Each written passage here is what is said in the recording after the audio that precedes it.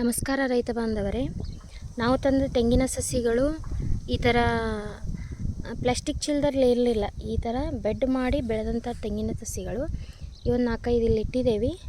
ಉಳಿದಿದ್ದೆಲ್ಲ ಎಲ್ಲ ಹಚ್ಚಿದ್ದೇವೆ. ಇವಿಷ್ಟು ನಾಳೆ ಹಚ್ಚಬೇಕು. ಇದ್ರ ಜೊತೆಗೆ ಕೆಲವೊಂದಿಷ್ಟು ಸಸಿಗಳನ್ನು ತಂದಿದ್ದೇವೆ, ತೋರಿಸ್ತೀನಿ ನೋಡ್ರಿ. ಇದು ಪ್ಲಾಸ್ಟಿಕ್ ಚೀಲದಲ್ಲಿ ಹಚ್ಚಿದ್ದದಾವು. ನಮ್ಮ ಯಾವುದೇ ಸಸಿಗಳು ಪ್ಲಾಸ್ಟಿಕ್ ಚೀಲದಲ್ಲಿ ಹಚ್ಚಿದ್ದಿಲ್ಲ. ಇವಿಷ್ಟು ಹಣ್ಣಿನ ಗಿಡಗಳನ್ನು ನಾವು ಬಾಳೆ, 2 ಮಾವು, ಗಜನಿಂಬೆ, ಇವು 2 ನಿಂಬೆ, ಇದು ಒಂದು ನಿಂಬೆ, ಇದು ಒಂದು ಚಿಕ್ಕು ಗಿಡ, 2 ಶಂಖಪುಷ್ಪದ ಗಿಡ. ಇವಿಷ್ಟನ್ನು ನಾವು ಇದು ಸಣ್ಣ ನೆಲ್ಲಿ ಗಿಡ ನೋಡ್ರಿ, ಸಣ್ಣ ನೆಲ್ಲಿ ಗಿಡ ಚಿಕ್ಕು. ಇವೆಲ್ಲ ಪ್ಲಾಸ್ಟಿಕ್ ಚೀಲದೊಳಗೆ ಇಟ್ಟಂಥವು. ಇವಿಷ್ಟೇ ಗಿಡಗಳು ನಮ್ಮ ತೋಟಕ್ಕೆ ಪ್ಲಾಸ್ಟಿಕ್ ಚೀಲದಲ್ಲೇ ಬಂದಂಥವು.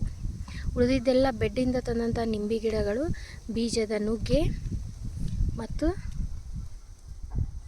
ಲಿಂಬೆ ಎಲ್ಲವೂ ಬೆಡ್ಡಿಂದ ಬಂದಂಥವು. ಬೆಡ್ ಮಾಡಿ ಸಸಿ ಬೀಜ ಹಾಕಿ ಸಸಿ ಮಾಡಿದಂಥವುಗಳು.